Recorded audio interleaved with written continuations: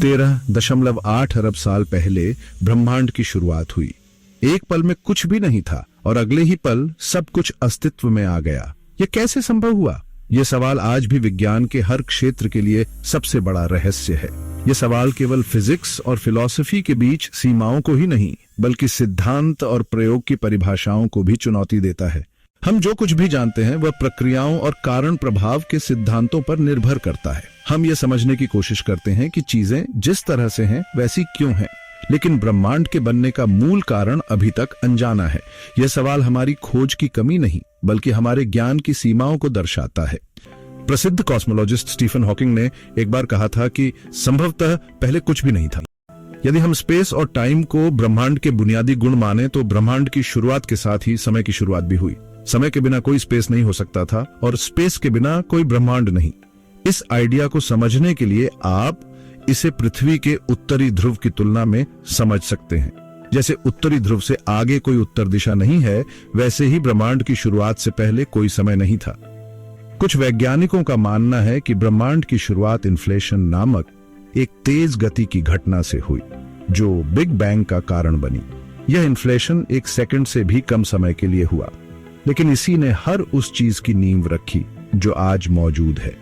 कुछ वैज्ञानिकों के अनुसार यह इन्फ्लेशन केवल हमारे ब्रह्मांड तक सीमित नहीं था। यह अब भी किसी न किसी रूप में जारी है और मल्टीवर्स में नए बबल यूनिवर्स बना रहा है। दूसरी थ्योरी बिग बाउंस की है, जिसमें ब्रह्मांड अनंत चक्रों में फैलता और सिकुड़ता है। समकालीन फिजिसिस्ट जैसे पॉल स्टीनहार्ट ने इस चक्रीय प्रक्रिया को ब्रह्मांड की संरचना समझाने के लिए प्रस्तुत किया। वहीं फिजिसिस्ट रोजर पेनरोज ने स्केल के कॉन्सेप्ट पर ध्यान दिया। उनके मुताबिक ब्रह्मांड का स्केल चाहे कितना भी बड़ा या छोटा हो, वह समय और स्पेस को मिलाकर एक समान कर देता है। सुपरस्ट्रिंग थ्योरी एक और दृष्टिकोण है जो कहती है कि हमारा ब्रह्मांड 11 आयामी हाइपरस्पेस में छोटे कंपन करने वाले स्ट्रिंग्स का नतीजा है। हमारे ब्रह्मांड के 3 डायमेंशंस और समय का एक डायमेंशन मात्र एक ब्रेन है जो उच्च आयामों के टकराव से बने। इन सब के बावजूद यह संभव है कि ब्रह्मांड की उत्पत्ति का जवाब अभी तक हमारी समझ से परे हो। हो सकता है कि गणित और फिजिक्स के किसी अनदेखे कोने में इसका उत्तर छिपा हो। ब्रह्मांड का सबसे गर्म स्थान, क्या आप सोचते हैं कि सबसे गर्म जगह किसी तारे के केंद्र में होगी? स्टार के कोर का तापमान करीब 15 मिलियन डिग्री सेल्सियस तक पहुंचता है, लेकिन यह ब्रह्मांड का सबसे गर्म स्थान नहीं है। सुपरनोवा जैसी घटनाओं में तापमान 100 बिलियन डिग्री सेल्सियस तक पहुंच सकता है। फिर भी यह उच्चतम तापमान नहीं है। अब तक दर्ज किया गया सबसे ज्यादा तापमान स्विट्जरलैंड के सियर्न में पाया गया था। यह किसी प्राकृतिक घटना का परिणाम नहीं था, बल्कि हजारों वैज्ञानिकों की मेहनत और अरबों यूरो के निवेश का नतीजा था। हमारा निकटतम तारा प्रोक्सिमा सेंटोरी हमारी पृथ्वी के सबसे करीब का तारा है। यदि हम 50,000 किलोमीटर प्रति घंटे की रफ्तार से यात्रा करें तो भी वहां पहुंचने में 80,000 साल लगेंगे, और यह केवल हमारा सबसे नजदीकी तारा है। मिल्की वे में ऐसे 100 बिलियन से भी अधिक तारे हैं। ब्रह्मांड की कहानी 13.8 अरब साल पहले ब्रह्मांड की शुरुआत हुई, और इसके बाद से जो कुछ हुआ वह इतिहास बन गया। यह कहानी हमारी सीमाओं को समझने और उन्हें पार करने की एक प्रेरणा है। सियर्न के लार्ज हैड्रॉन कोलाइडर में, जहां कणों को नियमित रूप से प्रकाश की गति के करीब पहुंचाकर टकराया जाता है, 2012 में 2 लेड परमाणुओं की टक्कर ने कुछ समय के लिए लगभग 5.5 ट्रिलियन डिग्री सेल्सियस का तापमान पैदा किया। यह तापमान सुपरनोवा से 50 गुना ज्यादा गर्म था, लेकिन यह अभी ब्रह्मांड में संभव उच्चतम तापमान के करीब नहीं है। तापमान किसी कण की ऊर्जा, उसकी गति या कंपन की तीव्रता का प्रकटीकरण है। जैसे -273.15 डिग्री सेल्सियस या एब्सोल्यूट जीरो पर कण सैद्धांतिक रूप से पूरी तरह स्थिर हो जाते हैं, वैसे ही एक उच्चतम सीमा भी होती है जिसे प्लैंक टेम्परेचर कहा जाता है। यह लगभग 1.4 गुणा 10 की घात 32 केल्विन होता है। मैक्स प्लैंक नाम के जर्मन भौतिक विज्ञानी ने इस परिकल्पना को प्रस्तुत किया था। वे 20वीं शताब्दी की शुरुआत में क्वांटम फिजिक्स के संस्थापक माने गए। उन्होंने यह सिद्ध किया कि ऊर्जा छोटे छोटे क्वांटा में विभाजित होती है। उनकी परिभाषा में प्लैंक लंबाई दूरी की सबसे छोटी क्वांटम इकाई है, जो करीब 1.6 गुणा 10 की घात -35 मीटर है। यह एक प्रोटॉन से 100 क्विंटिलियन गुना छोटा है। प्लैंक समय वह समय है जो प्रकाश को निर्वात में इस छोटी दूरी को पार करने में लगता है। यह करीब 5.39 गुणा 10 की घात -44 सेकंड होता है। इसी तरह प्लैंक तापमान वह बिंदु है जहां विकिरण रेडिएशन की तरंग दैर्घ्य इतनी छोटी हो जाती है कि वह प्लैंक लंबाई के बराबर हो जाती है।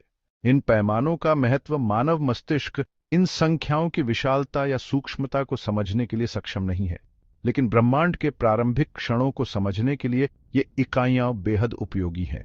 क्योंकि हमारा ब्रह्मांड फैल रहा है और समय के साथ कम घना होता जा रहा है, इसके इतिहास के शुरुआती पलों को जानने के लिए प्लैंक इकाइयों का सहारा लेना पड़ता है। वैज्ञानिक अभी तक यह नहीं जानते कि ब्रह्मांड अनंत है या नहीं, लेकिन अगर यह अनंत है तो यह शुरुआत से ही अनंत रहा होगा।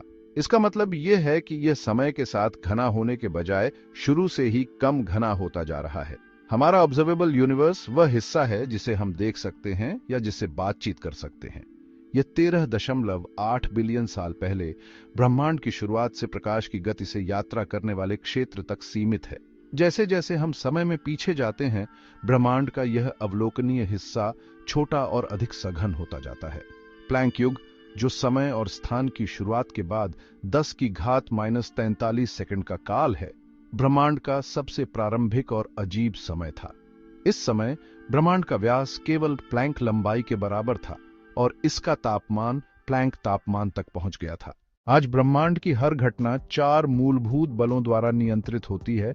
पहला, स्ट्रॉन्ग फोर्स, परमाणुओं के नाभिक को बांधने वाला बल। दूसरा, वीक फोर्स, रेडियोधर्मिता को नियंत्रित करने वाला बल। तीसरा, इलेक्ट्रोमैग्नेटिक फोर्स, ऊर्जा को लंबी दूरी तक वितरित करने वाला बल। और चौथा, ग्रेविटी, जो हर चीज को अपने गुरुत्वाकर्षण से जोड़ता है। स्ट्रॉन्ग, वीक और इलेक्ट्रोमैग्नेटिक बलों को क्वांटाइज्ड किया जा सकता है। इनके संदेशवाहक कणों को क्रमशः ग्लूओनन, बबेव्यू और जी बोसॉन और फोटॉन कहा जाता है। ग्रेविटी अन्य बलों से अलग है। अल्बर्ट आइंस्टीन ने इसे अपने थ्योरी ऑफ जनरल रिलेटिविटी में स्पेस टाइम की वक्रता के रूप में परिभाषित किया। यह स्पेस टाइम की विकृति है जो हर पदार्थ और ऊर्जा को प्रभावित करती है। जनरल रिलेटिविटी को कई प्रयोगों से सत्यापित किया गया है और इसे ब्रह्मांड के हर कोने में लागू माना जाता है, लेकिन अब भी क्वांटम फिजिक्स और ग्रेविटी को जोड़ने वाली एक एकीकृत थ्योरी का अभाव है। इस तरह ब्रह्मांड की शुरुआत, उसके विस्तार और उसकी मूलभूत ताकतों की कहानी हमें यह बताती है कि वैज्ञानिकों के लिए हर उत्तर एक नए सवाल का कारण बनता है। इसलिए प्लैंक युग के दौरान, जब प्रकृति के किसी भी पारंपरिक नियम का अस्तित्व नहीं था, सबसे पहले गुरुत्वाकर्षण प्रकट हुआ। लेकिन यहां एक चुनौती है। गुरुत्वाकर्षण के बारे में हमारी वर्तमान समझ आइंस्टीन के सामान्य सापेक्षता सिद्धांत पर आधारित है, लेकिन इसका परीक्षण केवल बड़े पैमाने पर ही संभव हुआ है। प्लैंक युग के समय हमारा पूरा ब्रह्मांड एक प्रोटॉन से कई ट्रिलियन गुना छोटे क्षेत्र में सिमटा हुआ था। इतनी छोटी स्केल पर सामान्य सापेक्षता काम नहीं करती। इसके बजाय क्वांटम यांत्रिकी का नियंत्रण होता है। यह नियम पदार्थ के उप परमाणु कणों और ऊर्जा के क्वांटम संदेशवाहक कणों पर लागू होता है। ऐसे छोटे पैमानों पर कुछ भी निश्चित नहीं होता। आप जहां कुछ देखने की उम्मीद करते हैं वह वहां नहीं होता, और सिर्फ देखने का प्रयास भी परिणाम को बदल सकता है। क्वांटम भौतिकी में घटनाएं निरपेक्षता में नहीं होती। इसके बजाय संभावनाओं पर विचार किया जाता है। नतीजतन सब कुछ लगातार बदलता रहता है। सौभाग्य से यह क्वांटम दुनिया केवल नैनोस्कोपिक स्तर पर प्रभावी है। बड़े पैमानों पर यह विचित्रता औसत हो जाती है और हमें एक स्थिर वास्तविकता दिखाई देती है। लेकिन प्लैंक युग में, जब सब कुछ नैनोस्कोपिक था, इस अराजक क्वांटम दुनिया से बचना असंभव था। यहीं से यह समझना मुश्किल हो जाता है कि उस समय चीजें वास्तव में कैसे काम करती थीं। सामान्य सापेक्षता और क्वांटम यांत्रिकी मूल रूप से एक दूसरे से असंगत हैं। इसीलिए वैज्ञानिक क्वांटम गुरुत्वाकर्षण नामक समाधान खोजने की कोशिश कर रहे हैं जो इन दोनों सिद्धांतों को जोड़ सके और प्लैंक युग के ब्रह्मांड का सही वर्णन कर सके। हालांकि इसे प्रयोगात्मक रूप से सत्यापित करना लगभग असंभव है। इसके लिए इतनी ऊर्जा की आवश्यकता होगी कि हमारे पूरे सौर मंडल के व्यास के बराबर एक कण त्वरक बनाना पड़े। लेकिन यह चुनौती वैज्ञानिकों को सैद्धांतिक अटकलें लगाने से रोकती नहीं है।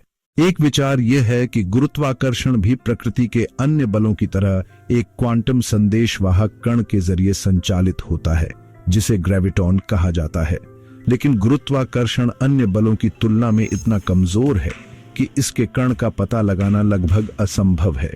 दूसरा सिद्धांत लूप क्वांटम गुरुत्वाकर्षण, लूप क्वांटम ग्रेविटी है।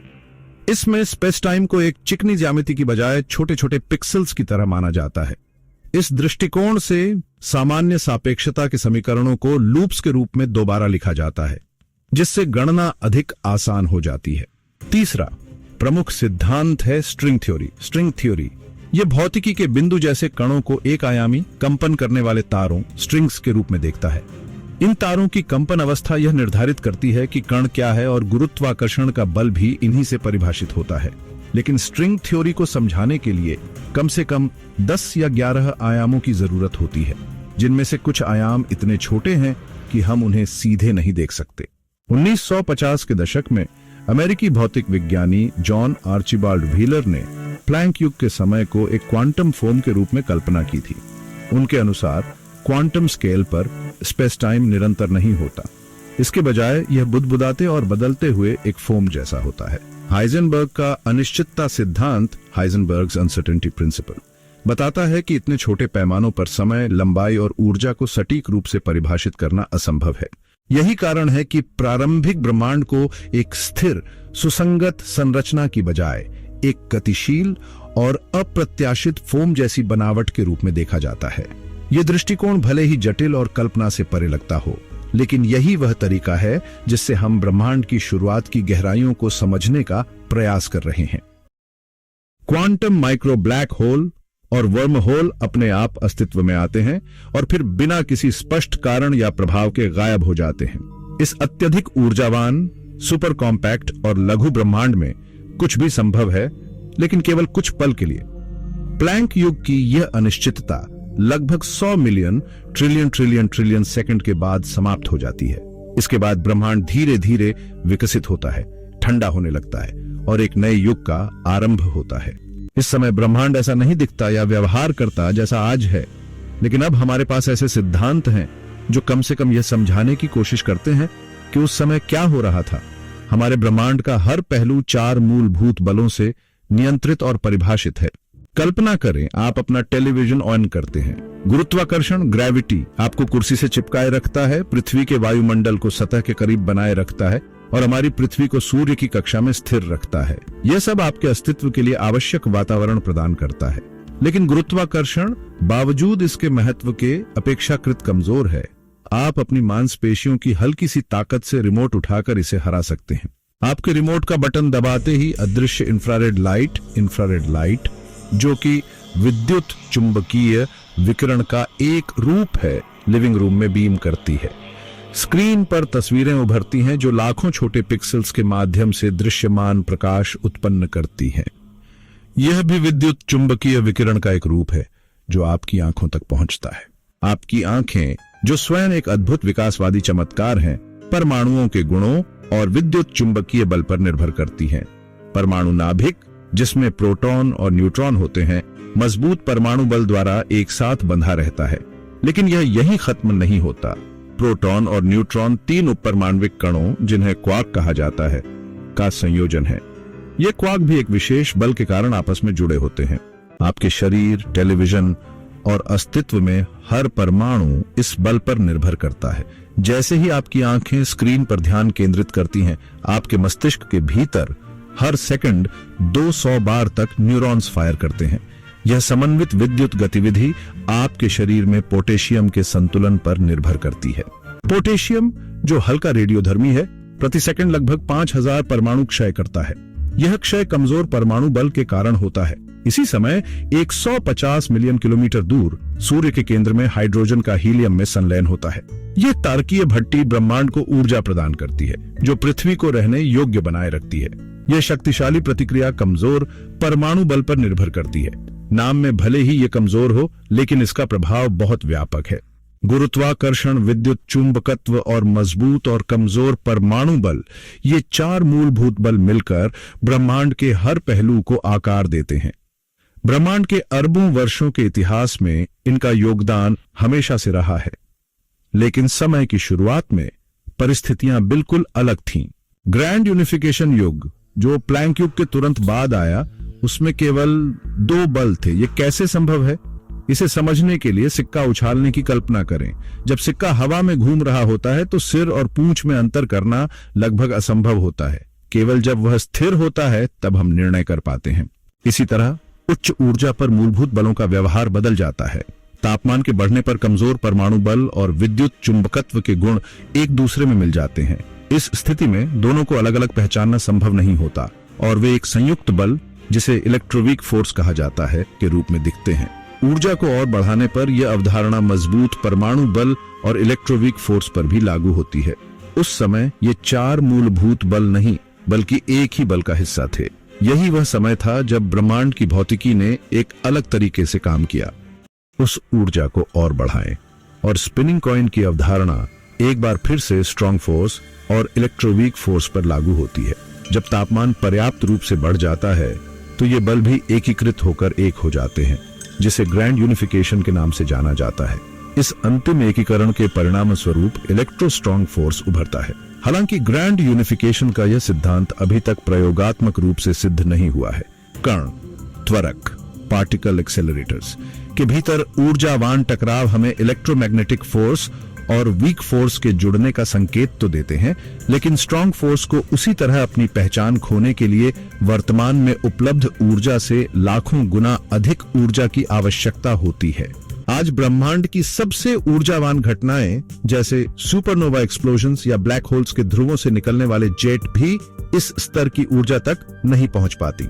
सवाल यह भी है कि क्या ग्रेविटेशन, जो चौथा मूलभूत बल है, कभी इस एकीकृत फ्रेमवर्क में शामिल हो सकेगा?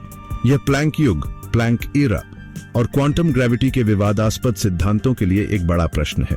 फिर भी ग्रैंड यूनिफिकेशन थ्योरी ब्रह्मांड के शुरुआती समय को समझाने के लिए एक मजबूत दावेदार बनी हुई है। प्लैंक युग की तुलना में लगभग 10 मिलियन गुना अधिक समय तक ब्रह्मांड का विस्तार और ठंडा होना जारी रहा। इसके बावजूद उस समय तक भी ब्रह्मांड इतना छोटा था कि वह एक क्वार्क से भी छोटा था, जो आज ज्ञात सबसे छोटा कण है।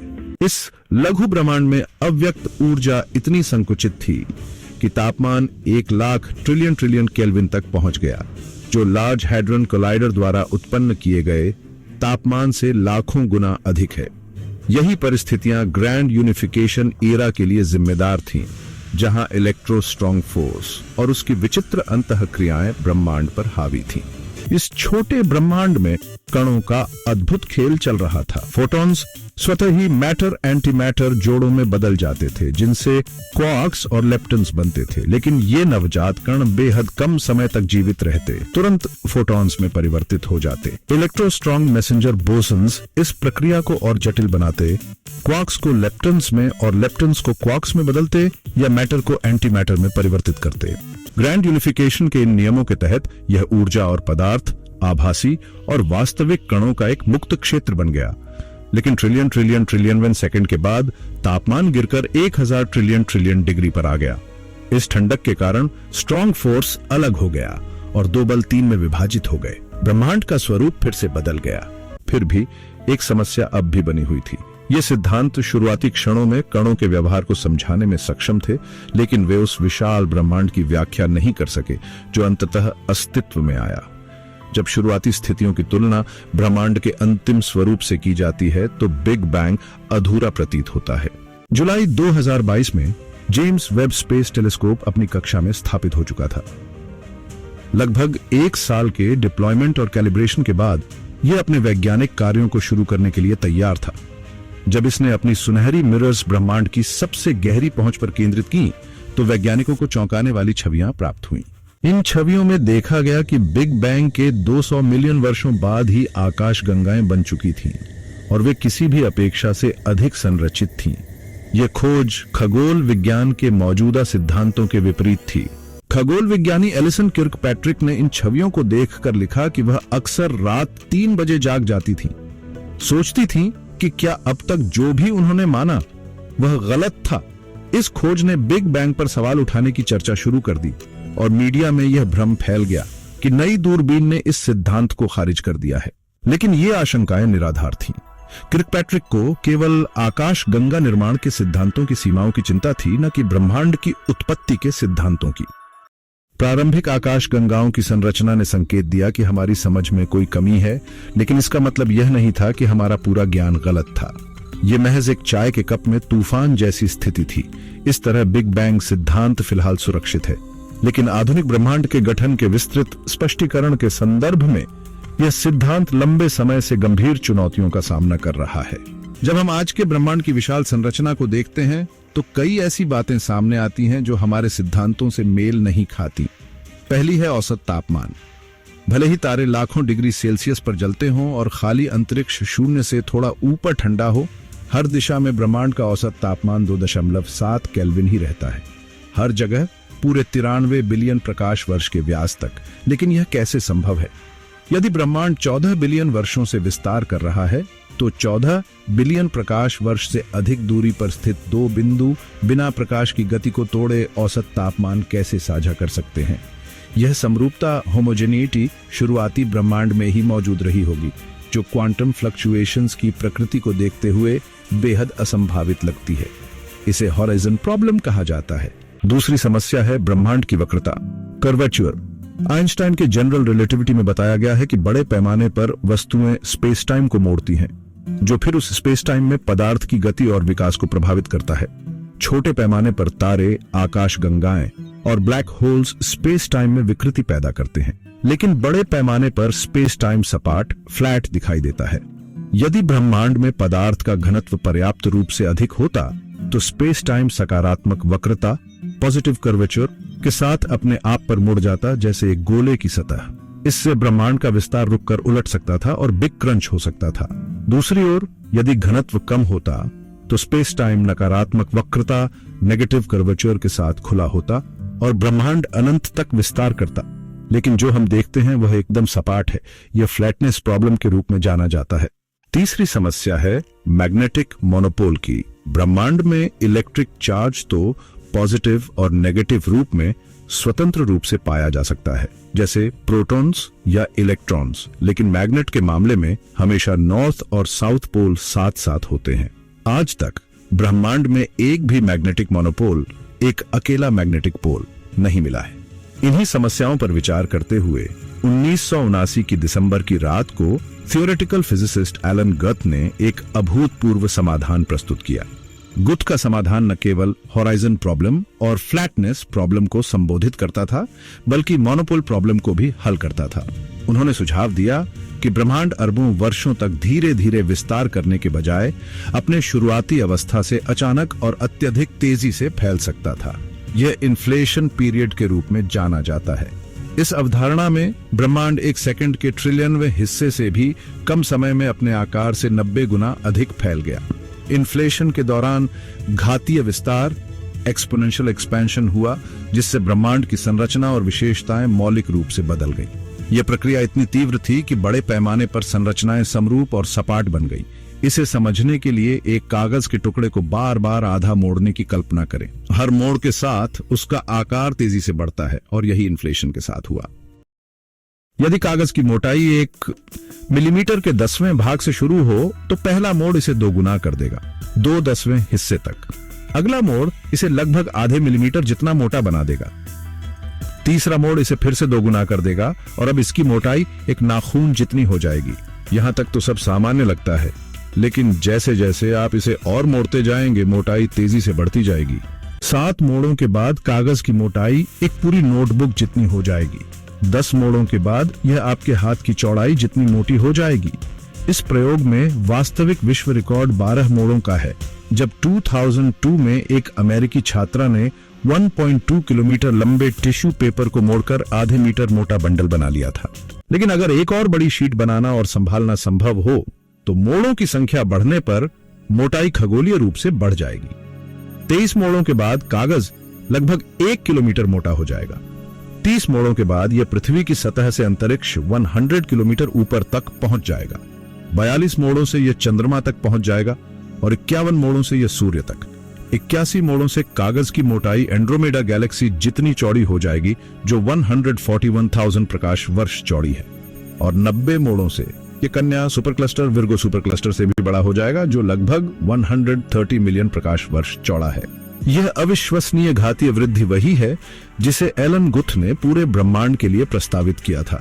प्लैंक युग और ग्रैंड यूनिफिकेशन युग की अशांत अवधि के बाद सेकंड के ट्रिलियनवें हिस्से से भी कम समय में गर्म और सघन ब्रह्मांड अपने मूल आकार से एक ऑक्टिलियन 10⁻27 गुना बढ़ गया। यही वह घटना थी जिसने बिग बैंग में ऊर्जा को विस्फोटित किया। प्रारंभ में जो ब्रह्मांड अति गर्म और ऊर्जावान था, वह अब विशाल, ठंडा और लगभग खाली हो गया। यह विस्तार बिग बैंग के सिद्धांत को चुनौती देने वाली हॉरिजन प्रॉब्लम, फ्लैटनेस प्रॉब्लम और मैग्नेटिक मोनोपोल प्रॉब्लम जैसे मुद्दों का एक प्रभावशाली समाधान प्रस्तुत करता है। हॉराइजन प्रॉब्लम का समाधान, मुद्रास्फीति की अवधारणा हमें यह मानने की अनुमति देती है कि अवलोकनीय ब्रह्मांड सब कुछ नहीं है, बल्कि सिर्फ एक छोटा हिस्सा है। मुद्रास्फीति से पहले ब्रह्मांड का छोटा और सघन हिस्सा थर्मल संतुलन में था। घातीय विस्तार के कारण यह संतुलन विशाल क्षेत्रों में फैल गया। हमारा अवलोकनीय ब्रह्मांड सिर्फ उस थर्मल समरूपता का एक स्थानीय हिस्सा है। फ्लैटनेस प्रॉब्लम का समाधान, स्पेस टाइम की समतलता का सवाल भी उतना गंभीर नहीं लगता अगर हम मान लें कि हम पूरे ब्रह्मांड का सिर्फ एक छोटा हिस्सा देख रहे हैं। जैसे समुद्र का क्षितिज सपाट दिखता है लेकिन ऊंचाई से पृथ्वी की गोलाई स्पष्ट हो जाती है, वैसे ही ब्रह्मांड का व्यापक परिप्रेक्ष्य अलग हो सकता है। मैग्नेटिक मोनोपोल प्रॉब्लम का समाधान, मुद्रास्फीति ने ब्रह्मांड के प्रारंभिक मैग्नेटिक मोनोपोल्स को इतने बड़े क्षेत्रों में फैला दिया कि वे अवलोकनीय ब्रह्मांड में बेहद दुर्लभ हो गए। 93 बिलियन प्रकाश वर्ष के क्षेत्र में एक मोनोपोल ढूंढना मुश्किल है और यही कारण है कि अभी तक हमें कोई नहीं मिला। मुद्रास्फीति अब ब्रह्मांड के शुरुआती क्षणों को समझने का एक केंद्रीय सिद्धांत बन गया है। एलन गुथ के इस प्रस्ताव के बाद वैज्ञानिकों ने 4 दशकों तक यह पता लगाने में समय लगाया कि ब्रह्मांड इतनी तेजी से कैसे और क्यों फैला। यह चरण फंडामेंटल फोर्सेस के अलग होने और स्ट्रॉन्ग न्यूक्लियर फोर्स के उभरने के साथ मेल खाता है। कुछ वैज्ञानिक मानते हैं कि इलेक्ट्रोवीक फोर्स और स्ट्रॉन्ग फोर्स को अलग करने वाले एक्स बोसन कणों के क्षय ने एक इन्फ्लेशन फील्ड बनाया जिसे इन्फ्लेटन नामक कण द्वारा ले जाया गया। यह प्रस्तावित मॉडल ब्रह्मांडीय पहेलियों का समाधान देने में एक क्रांतिकारी कदम है। इस अत्यधिक नई इन्फ्लेशनरी एनर्जी ने ब्रह्मांड में घातीय विस्तार को प्रेरित किया, जिसने क्वांटम स्केल की अनियमितताओं को तुरंत बड़े पैमाने की संरचना में बदल दिया। क्षणिक क्वांटम उतार चढ़ाव, अति घनत्व और ऊर्जा के बड़े क्षेत्र बन गए, जो आधुनिक ब्रह्मांड में आकाश गंगा समूहों और सुपर क्लस्टर्स के बीच बने। इस विस्तार ने ब्रह्मांड को ठंडा और लगभग खाली कर दिया, जिससे औसत ऊर्जा स्तरों में 1,00,000 गुना गिरावट आई। वैज्ञानिक अभी भी अनिश्चित हैं कि इन्फ्लेशन क्यों रुकी, लेकिन जब यह रुकी तो इन्फ्लेटन फील्ड और कणक्षय हो गए और अधिकांश ऊर्जा ब्रह्मांड में लौट आई।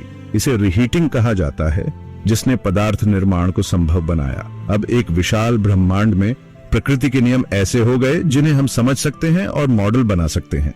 यह इलेक्ट्रोवीक एरा था, जो बिग बैंग के बाद एक सेकंड के लगभग 1 ट्रिलियनवें हिस्से तक रहा। क्वार्क्स और लेप्टन्स, पदार्थ और एंटीमैटर सभी ग्रेविटी, स्ट्रॉन्ग न्यूक्लियर फोर्स और इलेक्ट्रोवीक फोर्स के प्रभाव में थे।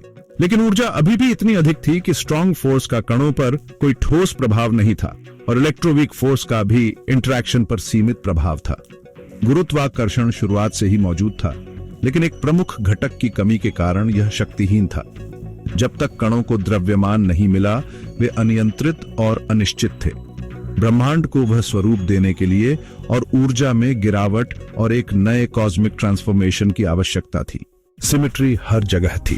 प्रकृति में संतुलन और ज्यामितीय सामंजस्य हर जगह दिखता है, चाहे हमारे शरीर में हो या अन्य जीवों में।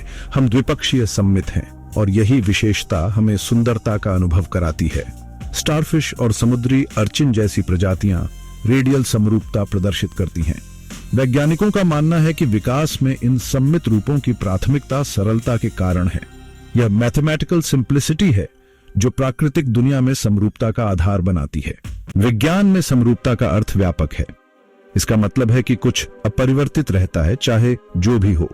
भौतिकी के नियम, ऊर्जा और गति का संरक्षण और आवेशों का संतुलन सब सम्मित हैं। फिर भी ब्रह्मांड पूरी तरह से सम्मित नहीं है। कुछ कण केवल क्लॉकवाइज घूमते हैं और कुछ केवल एंटी क्लॉकवाइज।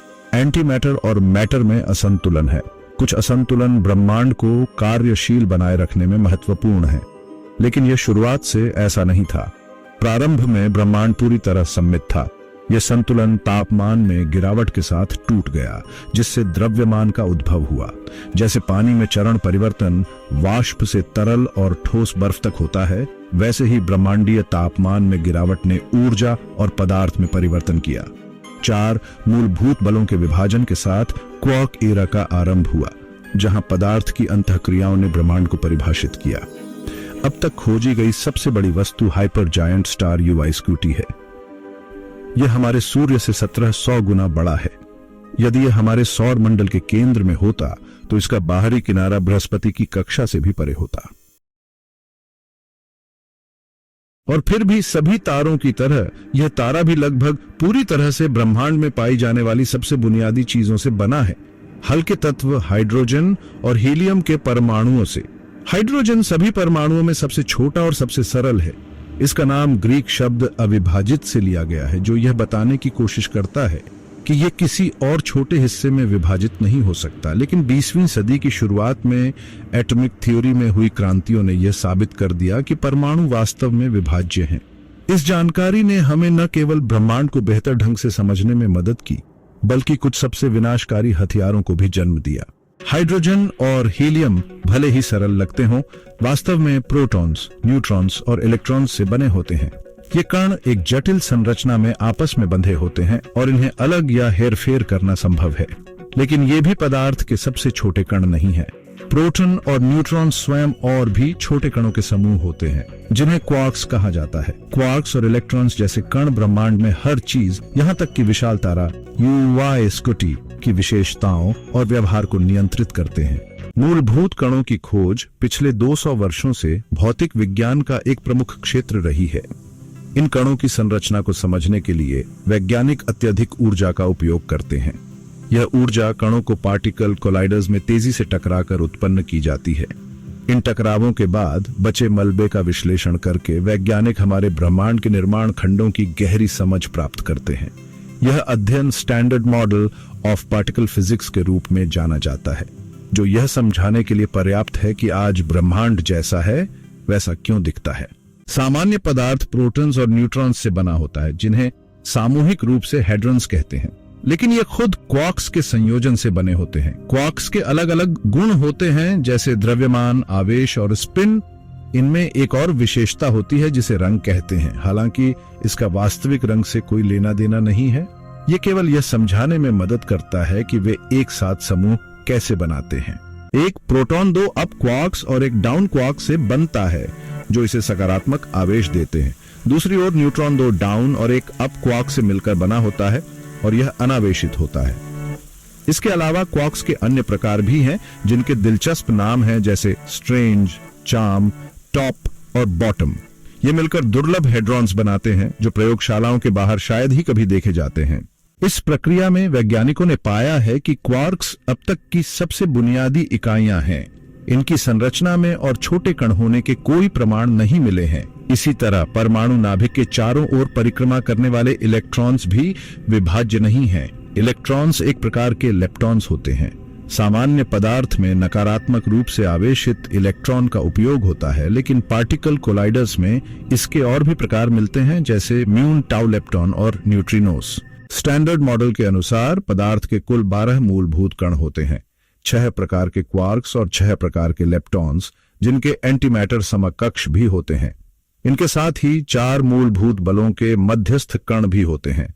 विद्युत चुंबकीय बल के लिए फोटॉन, स्ट्रॉन्ग न्यूक्लियर फोर्स के लिए ग्लूओनन, वीक न्यूक्लियर फोर्स के लिए W और जेट बोसॉन्स। हालांकि यदि कोई आभासी कण गुरुत्वाकर्षण का संचार करने के लिए मौजूद है, तो वह अब तक हमारी खोज से परे है। फिलहाल ये 4 बल और उनके कण पदार्थ की संरचना को समझाने के लिए पर्याप्त हैं। विद्युत चुंबकीय बल के लिए फोटॉन, स्ट्रॉन्ग न्यूक्लियर फोर्स के लिए ग्लूओन, वीक न्यूक्लियर फोर्स के लिए W और Z बोसन्स। हालांकि यदि कोई आभासी कण गुरुत्वाकर्षण का संचार करने के लिए मौजूद है, तो वह अब तक हमारी खोज से परे है। फिलहाल ये 4 बल और उनके कण पदार्थ की संरचना को समझाने के लिए पर्याप्त हैं। लेकिन अभी भी स्टैंडर्ड मॉडल में एक महत्वपूर्ण कमी है, द्रव्यमान की व्याख्या। हर तत्व, हाइड्रोजन से लेकर प्लूटोनियम तक, अपने नाभिक में प्रोटॉन्स और न्यूट्रॉन्स की संख्या के अनुसार एक विशिष्ट द्रव्यमान रखता है। लेकिन जब हम इन कणों के द्रव्यमान के स्रोत को खोजने की कोशिश करते हैं, तो यह स्पष्ट होता है कि यह सीधे तौर पर उनके हिस्सों का योग नहीं है। उदाहरण के लिए एक प्रोटॉन का द्रव्यमान उसके क्वार्क्स के कुल द्रव्यमान से कहीं अधिक होता है। इसका लगभग 90% द्रव्यमान उसके अंदर संग्रहित ऊर्जा और स्ट्रॉन्ग न्यूक्लियर फोर्स के ग्लून्स के क्वांटम अंतःक्रियाओं से आता है। आइंस्टीन का प्रसिद्ध समीकरण EMC ऊर्जा और द्रव्यमान के इस गहरे संबंध को समझाने में मदद करता है। तो जब हम ब्रह्मांड में सामान्य पदार्थ के हर टुकड़े का विश्लेषण करते हैं, तो पाते हैं कि इसका अधिकांश हिस्सा वास्तव में कणों के द्रव्यमान से नहीं, बल्कि उनके भीतर छिपी ऊर्जा और खाली स्थान से आता है। लेकिन क्वार्क में फिर भी एक द्रव्यमान होता है जो उस ऊर्जा से अलग है जो उनके भीतर संग्रहित होती है। यह लंबे समय तक एक गहरी पहेली बनी रही। फोटोन और ग्लूऑन बिना द्रव्यमान के भी आसानी से काम कर लेते हैं।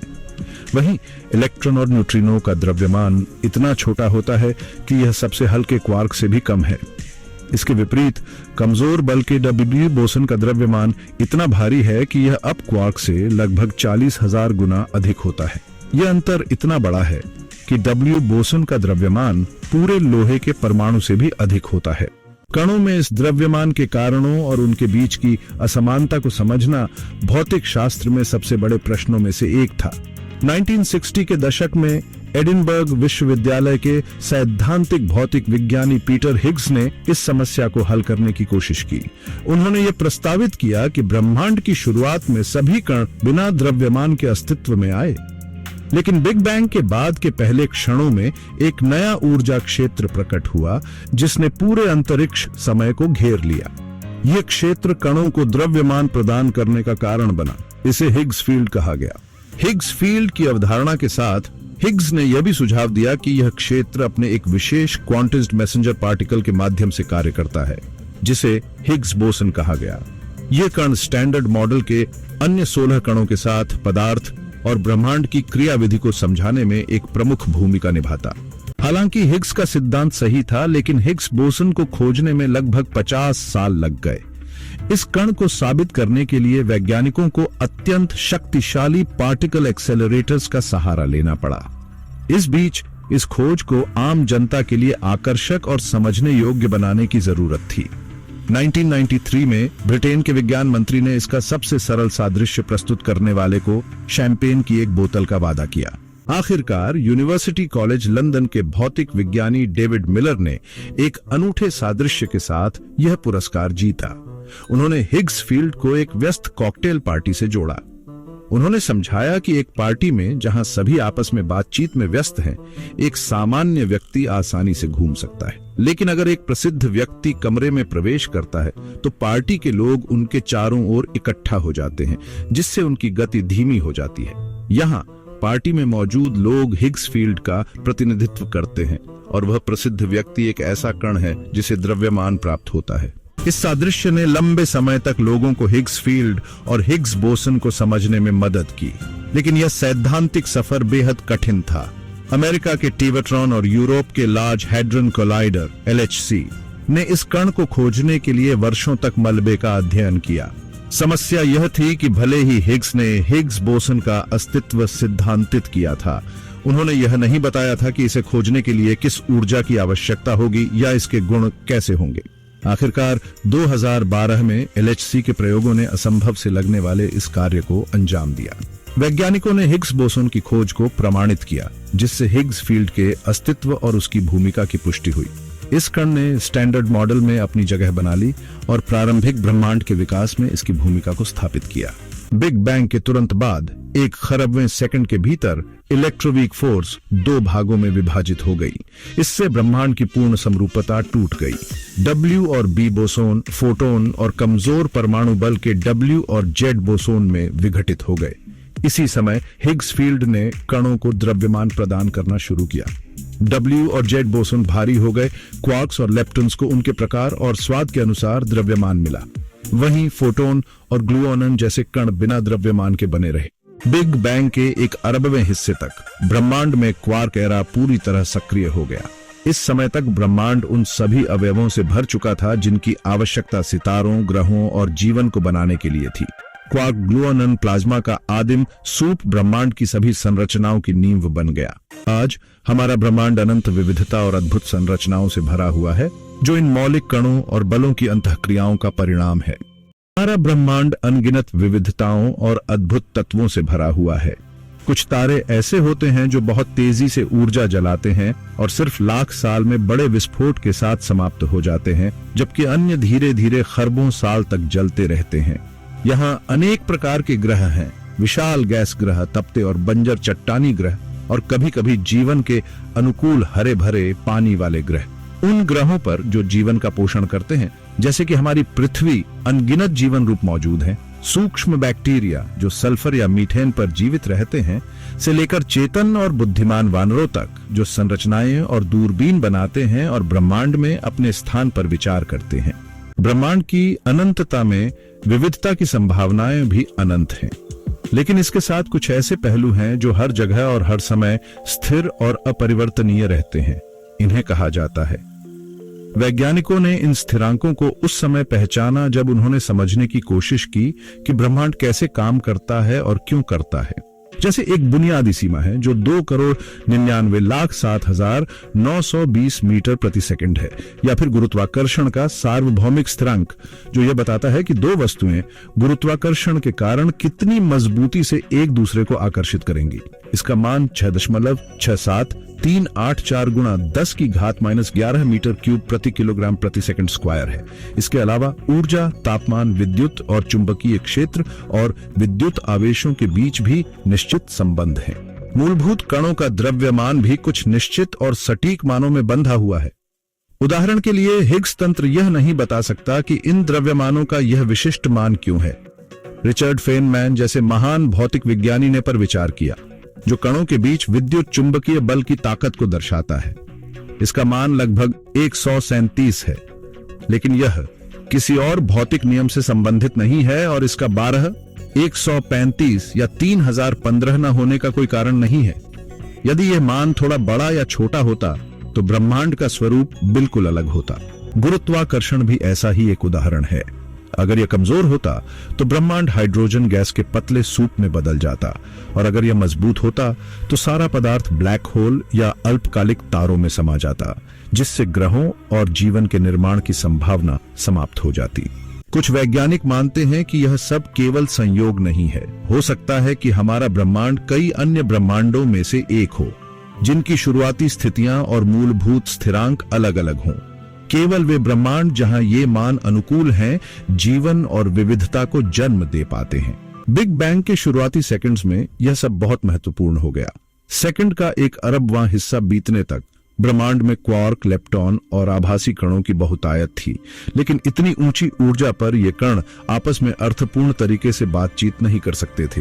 तापमान घटने के साथ लगभग 1 ट्रिलियन डिग्री सेल्सियस पर ग्लूओनन और क्वार्क आपस में क्रिया करना शुरू करते हैं। प्रोटॉन और न्यूट्रॉन 3 क्वार्क से बने होते हैं, लेकिन इन क्वार्क के बीच भी चुनौतियां हैं। उदाहरण के लिए प्रोटॉन में 2 अप क्वार्क और एक डाउन क्वार्क होते हैं, लेकिन दोनों अप क्वार्क धनात्मक आवेश रखते हैं और समान आवेश वाले कण एक दूसरे को प्रतिकर्षित करते हैं। यह सब दिखाता है कि ब्रह्मांड कितना जटिल और अद्वितीय है। इन मूलभूत स्थिरांकों के सटीक मानों के कारण ही आज हम यहाँ हैं। लेकिन सवाल यह है, क्या यह सब एक अनुकूल संयोग है, किसी निर्माता का हस्तक्षेप है, या किसी और बड़े सिद्धांत का हिस्सा? इसका उत्तर खोजना अभी भी विज्ञान के सबसे बड़े रहस्यों में से एक है। समझा है, प्रोटॉन और न्यूट्रॉन जैसे कण वास्तव में बहुत जटिल हैं। प्रोटॉन 3 क्वार्क से बना होता है, 2 अप क्वार्क और एक डाउन क्वार्क। अब ये क्वार्क स्वाभाविक रूप से एक दूसरे के पूरक नहीं होते। उदाहरण के लिए अप क्वार्क धनात्मक आवेश वाले होते हैं, और जैसा कि हम जानते हैं, समान आवेश एक दूसरे को प्रतिकर्षित करते हैं। इन प्रतिकर्षण बलों को संतुलित रखने और प्रोटॉन को स्थिर रखने के लिए मजबूत परमाणु बल की आवश्यकता होती है, जिसे ग्लूओनन मध्यस्थता करते हैं। लेकिन प्रोटॉन की आंतरिक संरचना जितनी हम सोचते हैं उससे भी अधिक अजीब और पेचीदा है। इसका अधिकांश द्रव्यमान ऊर्जा और क्वांटम गतिकी का परिणाम है। यही नहीं, प्रोटॉन की संरचना स्थिर भी नहीं है।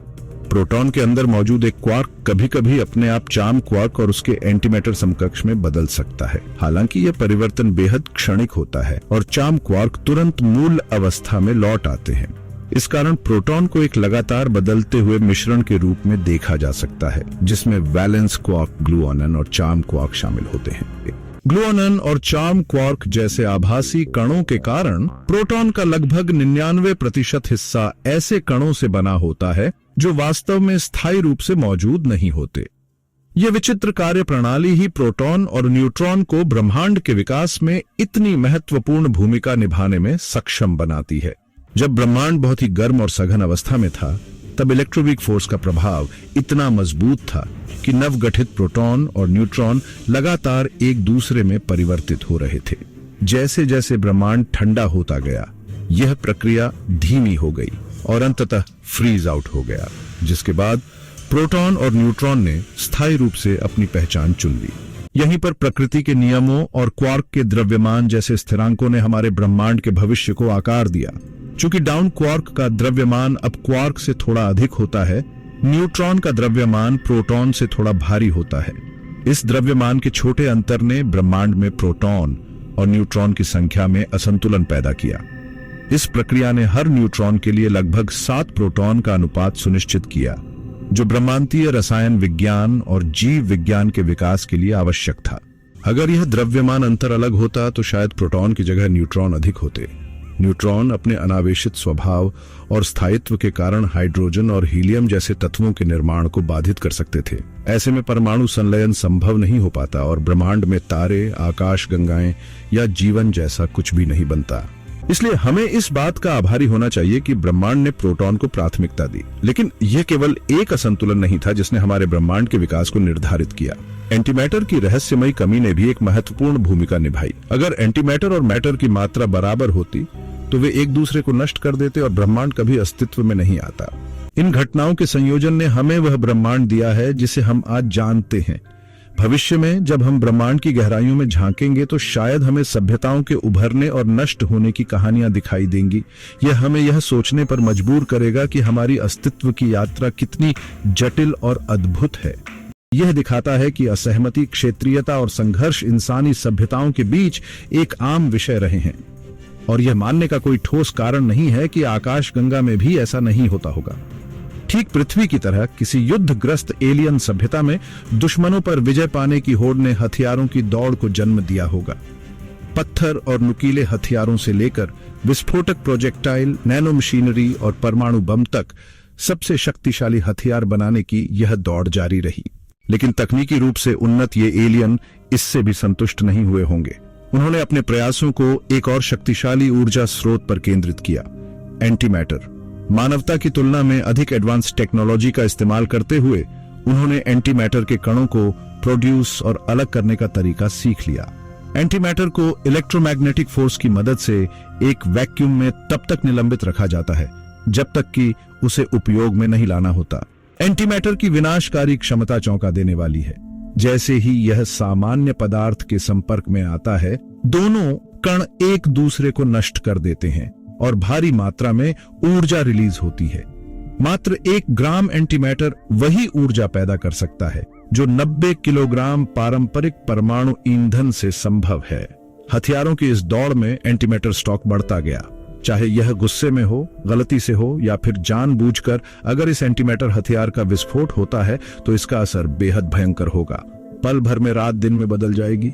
भीषण लहरें पूरे शहरों को तबाह कर देंगी। युद्धरत गुटों के साथ साथ ग्रह पर बाकी सभी जीवन का भी अंत हो जाएगा। एंटीमैटर का अस्तित्व पहली बार 1928 में ब्रिटिश भौतिक विज्ञानी पॉल डिराक ने भविष्यवाणी किया। उन्होंने आइंस्टीन के को क्वांटम मैकेनिक्स के साथ जोड़ते हुए एक ऐसा समीकरण तैयार किया जो न केवल इलेक्ट्रॉन्स बल्कि उनके पॉजिटिवली चार्ज्ड समकक्षों यानी पॉजिट्रॉन्स पर भी लागू होता था। 1932 में अमेरिकी भौतिक विज्ञानी कार्ल एंडरसन ने क्लाउड चैम्बर में इसे खोजा। 1950 के दशक में कैलिफोर्निया के बेवॉट्रॉन एक्सेलरेटर ने पहला एंटी प्रोटॉन और एंटी न्यूट्रॉन का पता लगाया। 1995 में वैज्ञानिकों ने एंटी हाइड्रोजन परमाणु का निर्माण किया। एंटीमैटर अब हमें विभिन्न प्राकृतिक और वैज्ञानिक प्रक्रियाओं में दिखाई देता है, सुपरनोवा, ब्लैक होल जेट्स और यहां तक कि केले में पोटेशियम के रेडियोधर्मी क्षय के दौरान भी। आज ब्रह्मांड में पदार्थ और एंटीमैटर के बीच भारी असंतुलन है। भौतिकविदों के अनुसार हर क्वाड्रिलियन पदार्थ कणों पर केवल एक एंटीमैटर कण होता है। अगर दोनों की मात्रा बराबर होती तो सभी कण आपस में नष्ट हो जाते और तारे, ग्रह कुछ भी नहीं बन पाते। लेकिन यह असंतुलन कैसे हुआ? यह सवाल आज भी वैज्ञानिकों को परेशान करता है। ब्रह्मांड के शुरुआती सेकंड में पदार्थ और एंटीमैटर समान मात्रा में बने होंगे, लेकिन किसी कारणवश इस संतुलन में बदलाव आया।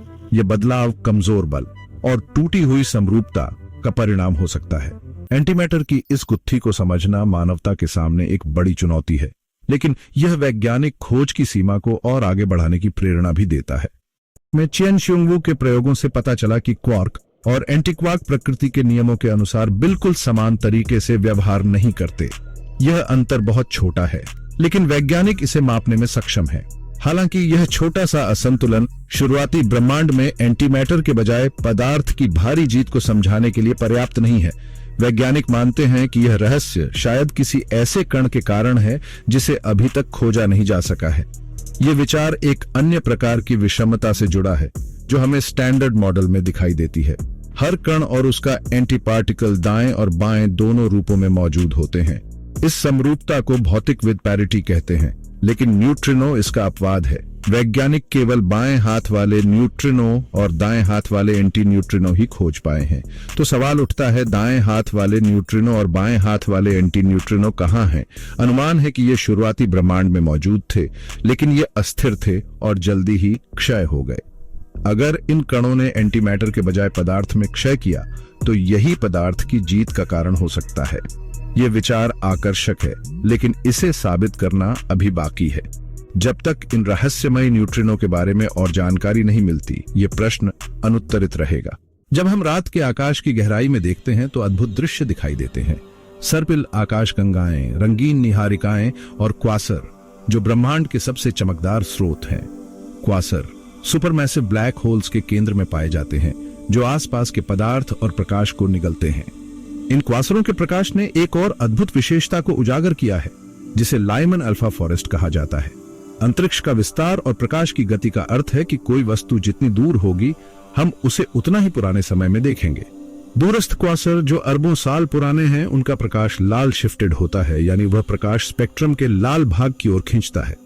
लेकिन जब हम इन क्वासरों के स्पेक्ट्रम का विश्लेषण करते हैं तो हमें केवल लाल शिफ्ट नहीं बल्कि और भी दिलचस्प चीजें दिखती हैं। स्पेक्ट्रम में अचानक गिरावटें दिखाई देती हैं, जो हाइड्रोजन गैस के कम घनत्व वाले बादलों के कारण होती हैं। जब प्रकाश इन बादलों से गुजरता है तो कुछ हिस्सा अवशोषित हो जाता है, जिससे स्पेक्ट्रम में ये गिरावटें बनती हैं। ये गिरावटें लाइमन अल्फा फॉरेस्ट के रूप में जानी जाती हैं। इन संरचनाओं का अध्ययन करके खगोलविद प्रारंभिक ब्रह्मांड की रचना और रसायन विज्ञान के बारे में जान सकते हैं। शुरुआत में ब्रह्मांड हाइड्रोजन के इन बादलों से भरा हुआ था। यही हाइड्रोजन बादल सितारों और आकाश गंगाओं की नर्सरी बने। ब्रह्मांड के पहले सेकंड में बहुत कुछ हो चुका था। इस समय इसका तापमान 10 अरब डिग्री सेल्सियस था। कणों और एंटी कणों के बीच मुठभेड़ से भारी मात्रा में ऊर्जा निकल रही थी। धीरे धीरे प्रोटॉन और न्यूट्रॉन के बीच संतुलन बन गया और कणों की आपसी अदला बदली का दौर खत्म हुआ। इस समय तक द्रव्यमान वाले कण हिग्स फील्ड की वजह से स्थिर हो चुके थे। 4 प्रमुख बल, strong nuclear force, electromagnetism, weak nuclear force और ग्रेविटी, अब प्रभाव में आ चुके थे। हालांकि इस अत्यधिक गर्म और ऊर्जावान ब्रह्मांड में इन बलों का व्यवहार अभी भी अनिश्चित था। ब्रह्मांड के पहले सेकंड को समझने के लिए वैज्ञानिकों को अभी लंबा रास्ता तय करना है। हमारे मौजूदा उपकरण उन ऊर्जाओं को उत्पन्न करने में असमर्थ हैं जो उस समय सक्रिय थीं। लेकिन जैसे जैसे हमारी तकनीक उन्नत होगी, हम ब्रह्मांड की इस प्रारंभिक अवस्था के और करीब पहुंच सकेंगे। यह हमारे अस्तित्व और ब्रह्मांड के रहस्यों को समझने में एक नया आयाम जोड़ सकता है। हम अब ब्रह्मांड के ऐसे युग में प्रवेश कर चुके हैं जिसे प्रयोगात्मक भौतिकविद और खगोलविद अधिक स्पष्टता और गहराई से अध्ययन कर सकते हैं। यह वह समय है जब हम अपने ब्रह्मांडीय इतिहास के उस हिस्से तक पहुंच पा रहे हैं जिसे न केवल देखा बल्कि मैप भी किया जा सकता है। अंटार्कटिका के बर्फीले मैदानों में जहां साल के कुछ हफ्तों तक सूरज नहीं डूबता, वैज्ञानिकों ने जनवरी 2005 में आइस क्यूब न्यूट्रिनो वेधशाला का निर्माण शुरू किया। उन्होंने बर्फ में गर्म पानी का उपयोग करते हुए 2.5 किलोमीटर गहरे छेद खोदे। यह प्रक्रिया बेहद चुनौतीपूर्ण थी और इसमें 58 घंटे लगे। इस तरह कुल 80 छेद बनाए गए। आइस क्यूब की यह विशाल सरणी अंटार्कटिका के 1 वर्ग किलोमीटर क्षेत्र में फैली हुई है, लेकिन इसका विशाल आकार ही इसकी एकमात्र विशेषता नहीं है। आमतौर पर दूरबीनें रात के आसमान की ओर देखती हैं, लेकिन आइस क्यूब पृथ्वी के भीतर और उसके आर पार देखता है। इसमें न तो लेंस है, न दर्पण और न ही रेडियो डिश। इसके बजाय इसमें 4000 से अधिक मॉड्यूल हैं, जो गहरे बर्फ में लटके हुए हैं जैसे किसी माला में मोती। ये डिजाइन ब्रह्मांड के सबसे मायावी कण न्यूट्रिनो का पता लगाने के लिए आदर्श है। दुनिया के अन्य हिस्सों में भी इसी तरह की परियोजनाएं चल रही हैं, जैसे सोने की खदानों की गहराइयों में, बैकाल झील के नीचे और जापानी पहाड़ों के बीच। ये सभी न्यूट्रिनो की खोज के लिए समर्पित हैं। 1930 के दशक में कण भौतिकविद वोल्फगैंग पॉली ने परमाणु क्षय के अध्ययन के दौरान न्यूट्रिनो का प्रस्ताव दिया। उन्होंने देखा कि न्यूट्रॉन जब प्रोटॉन और इलेक्ट्रॉन में टूटता है तो थोड़ी ऊर्जा गायब हो जाती है। उन्होंने अंदाजा लगाया कि यह ऊर्जा किसी ऐसे कण की वजह से है जो बहुत छोटा, हल्का और लगभग अदृश्य है।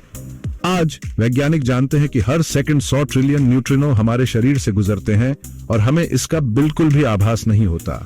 1951 में अमेरिकी वैज्ञानिक क्लाइड कोवान और फ्रेडरिक रीन्स ने न्यूट्रिनो का पता लगाने का प्रयास शुरू किया।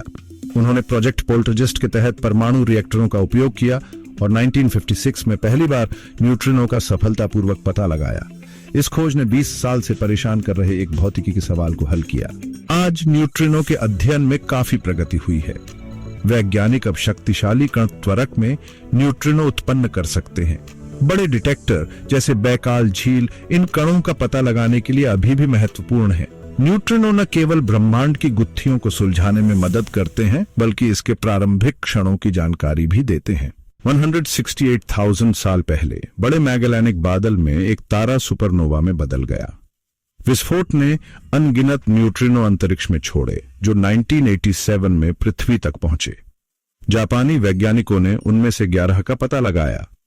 इस खोज ने मल्टी मैसेंजर एस्ट्रोनॉमी के युग की शुरुआत की, जहां खगोलविद गुरुत्वाकर्षण तरंगों, इलेक्ट्रोमैग्नेटिक टेलीस्कोप्स और न्यूट्रिनो का उपयोग कर ब्रह्मांड की चरम घटनाओं का अध्ययन करते हैं।